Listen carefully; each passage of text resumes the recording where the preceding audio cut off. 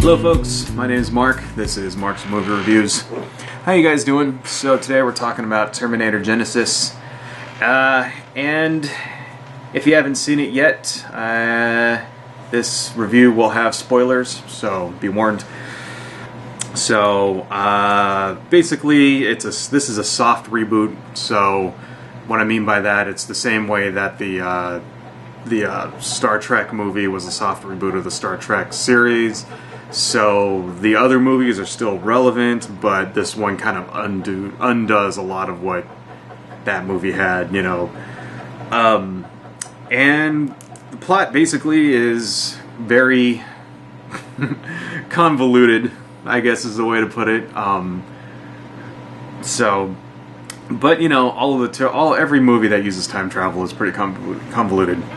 So just before we go on, I think, a pretty big Terminator fan. I've actually seen all of them in the theaters. I even saw the very first one in the theater way back in 1984. You know, because my parents didn't believe in sheltering, you know, kids from scary movies, right? So, but yeah, so I've seen them all in the theaters, and you know, I was pretty stoked to see this one, and even though I already knew the big reveal, which, if you don't know what it is, John Connor turns into a Terminator, but, see, the thing is, I think there are some problems here. Like, first off, they gave that away, in the fucking previews, right? So, if they wouldn't have done that, I think it would have been a lot more shocking, right? I wouldn't, like, if I didn't know going in that he was going to be the bad guy, it would have been a bigger twist, right? And I just would have been like, what? But now it's just like I was waiting for it. So I think they kind of fucked up there, you know.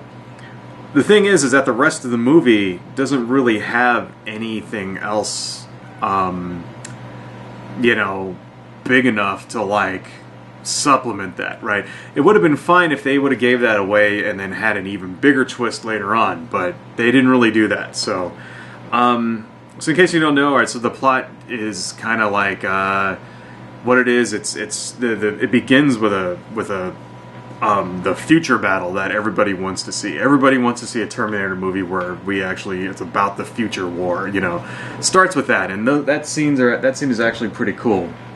You know, they're like sneaking in on these trucks, right? And they have like a T-800 hooked up like it's driving, and then it's like hooked up to a computer, and then, you know, there's lasers and these fucking crab robots and all this crazy shit happens and things blow up, and it's actually pretty awesome, you know. And then they get to the inside of the Skynet thing, and they send fucking Kyle Reese back in time to, like, you know, stop the T-800.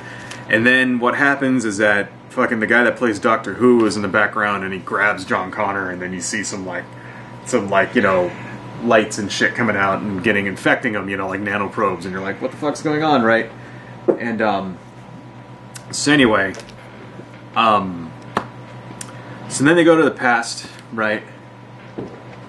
And it's a pretty accurate recreation of the alley scene from the first movie. So you know, the time bubble pops up and Kyle Reese falls down, and you know, it's pretty accurate. He's got the scars on his back. There's a bum there. He's like, buddy, you've seen a very bright light, and that son of a bitch took my pants, right? Even though I think in the original movie that line was delivered a lot better, right? And the cop shows up, and there's the part at the beginning where he like has a gun on the cop, and he goes, what year is it? But it turns out that cop is a T-1000, and then that one is chasing him through the mall and shit, and then he, like, you know, another cop is like gets shot, and then Sarah Connor shows up and does the "come with me if you want to live" line, you know. And it turns out what happened was that they sent the T-1000 back to kill her when she was 9, and it killed her parents, and then the Resistance sent back a T-800 to fight them, and they've been on the run, and then they set a trap for the T-1000 and kill it. Right. And it's assumed that this is the same T-1000 from T2, or maybe it's a different one, I don't know. Anyway, so it basically undoes all of the other movies, right? Which I think is kind of whatever. Okay, I mean, I guess you can watch them in order because there's really nothing in this one that contradicts any of the other 4, except for one scene where John Connor comes down through this tunnel and shoots a Terminator, and the first time he sees Kyle Reese, which is, but you know, you could say that it doesn't contradict it too much. You could say that's just a retelling of the same events, you know. So yeah, it's kind of So anyway, they fight and, you know, robots shoot at each other and shit like that, and then John Connor shows up, and then he's the T-5000, and what it is, it's like nanoprobes have like gone into his body and turned him into a Terminator, and so there's a couple of things that are kind of lame. A lot of the reviews that I've been reading they're like, I guess his weakness is magnets, and people are like, you know, magnets are stupid fucking weakness, and it's like, well, I don't think it's that bad. I mean, they're robots anyway, and you know, that was something out of the third Terminator movie where, you know, the TX is like stuck up on this fucking collider type machine, this hadron collider machine, because of the magnetism that was fucking her up. It's at least realistic, you know. Some people are saying that's lame though, but the thing is, you have to give the bad guy a weakness, you know. There's got to be something that can kill it, right? I mean, because they're just shooting, or else what ends up happening is that they're just shooting at each other with bullets all day, and then each one heals, and you know, and there's no fucking, there has to be some way to kill it, you know, right? So they chose something, whatever.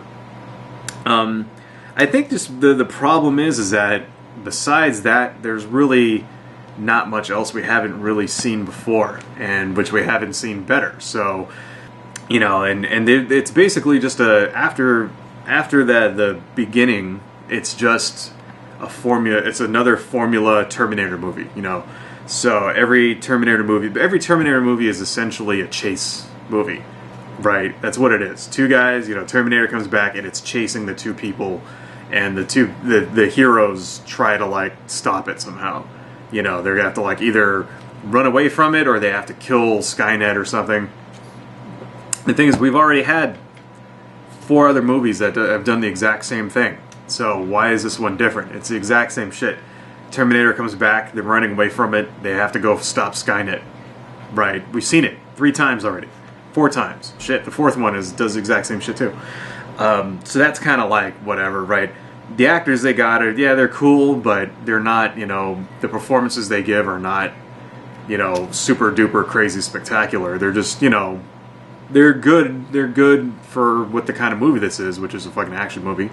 So I just think that's the problem. It's like it's a reboot when we didn't really need a reboot. You know, we didn't need it. Like, we could have just made this time T5 the goddamn future war. See, that's what everybody wants. That's what I want. I want to see the future war, and not the Terminator 4 future war where it's just like 10 years from now. Okay, fuck that.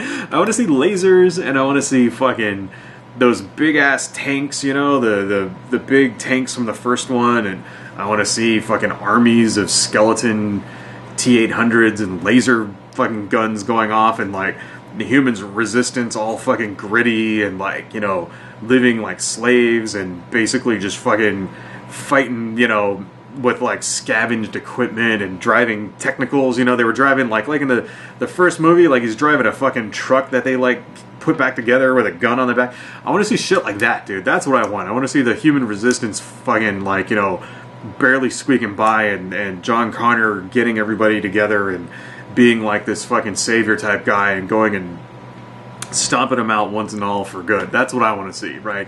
And if we could have some giant robots and shit in there, that'd be cool. So anyway, I don't think this movie was a total failure. Obviously, everybody's saying that it bombed and it sucks and blah blah blah. It doesn't suck, all right? It doesn't suck. You have to go into it knowing what you're getting. What you're basically getting is a big dumb action movie with Arnold in it, right? Arnold is actually, you know, doing his thing. He's old, but he's funny, and he's still pretty big, and it's like, you know, the effects are good, okay? Fucking shit blows up, everything's made out of explodium, lots of gunfights, and that's what really a Terminator movie is all about now. It's basically their action movies, and the action in this one is pretty good. There's lots of plot holes and shit, but, you know, fuck that. Who cares, right? There are plot holes. There's lots of stupid plot holes in it, you know. Like, basically, you know, Sarah and fucking Kyle Reese never have sex, so why is John still alive, right? Fucking Arnold jumps out of a fucking helicopter and collides with another helicopter and causes it to explode, but all of his flesh doesn't get burned off, even though Terminators in other movies, when they go through explosions, they'll have their flesh burned off, and I don't know how that happens, and they jump to, you know, it's very, I don't know, there's holes in it, but who cares, you know? Basically, if you liked the other Terminator movies, then this one, you know, at least deserves a watch, because it's for what it is, it's actually not half bad. So, I don't know. Adios, folks.